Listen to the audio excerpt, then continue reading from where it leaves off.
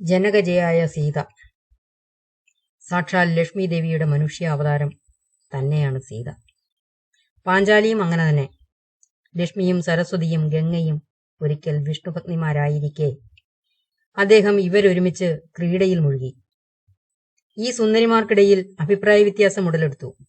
പരസ്പര ശാപവുമായി അങ്ങനെ സരസ്വതി ശാപത്താൽ ലക്ഷ്മി ഭൂമിയിൽ തുളസിച്ചെടിയും, ഗംഗാശാപത്താൽ സരസ്വതി ഒരു നദിയും, സരസ്വതി ശാപത്താൽ തന്നെ ഗംഗ ഗംഗാനദിയുമായി.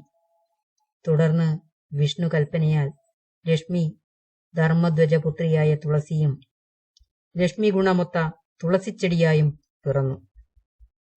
വിഷ്ണു അംശ സംഭവനായ ശംഖചൂടൻ എന്ന അസുരൻ തുളസിക്ക് ഭർത്താവാകുമെന്നും അരുളി ചെയ്തു. വൃഷധ്വജപുത്രനായ രഥധ്വജന് ധർമ്മധ്വജനും കുശധ്വജനും പുത്രന്മാരായി. ഇവർ ലക്ഷ്മി പ്രീതിക്കായി ഭജിച്ചു.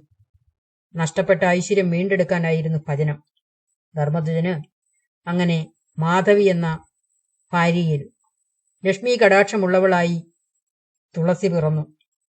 ധർമ്മധ്വജ സഹോദരനായ കുശധ്വജൻ ഭാര്യ മാലതിയുമൊത്ത് പുത്രീ ജനനത്തിനായി പ്രാർത്ഥിക്കവേ വായിലൂടെ പിറവിയെടുത്ത ദേവവതി അഥവാ വേദവതിക്ക് വിഷ്ണു ഭർത്താവായി ഭവിക്കണമെന്ന ആഗ്രഹമായിരുന്നു.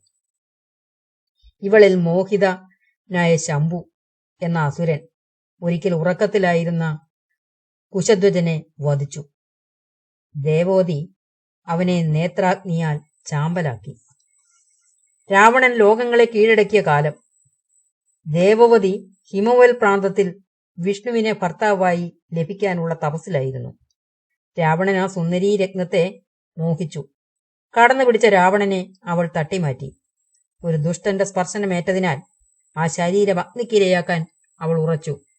അടുത്ത ജന്മം തനിക്ക് ഭർത്താവായി എത്തുന്ന വിഷ്ണു രാവണ നിഗ്രഹം വരുത്തുമെന്നവൾ ഉഗ്രശപഥവും ചെയ്തു. രാവണനാകട്ടെ അഗ്നിക്കിരയായ ദേവവതിയുടെ ചിതാഭസ്മം പേടകത്തിലാക്കി ലങ്കയിൽ കൊണ്ടിരുന്നു സൂക്ഷിച്ചു. ആ സ്വർണപേടകം സൂക്ഷിക്കവേ ദുർനിമിത്തങ്ങൾ ലങ്കയെ ഗ്രസിച്ചുകൊണ്ടിരുന്നു. നാരദന്റെ ഉപദേശപ്രകാരം പേടകത്തെ കടലിലൊഴുക്കി. ആ പേടകം പല പ്രകാരേണ മിഥിലയിലെ നദീതീരത്തെത്തി. ജനകരാജൻ സന്താനലബ്ധിക്കായി സ്ഥലത്ത് യാഗത്തിനായുള്ള ഒരുക്കങ്ങൾ തുടങ്ങി.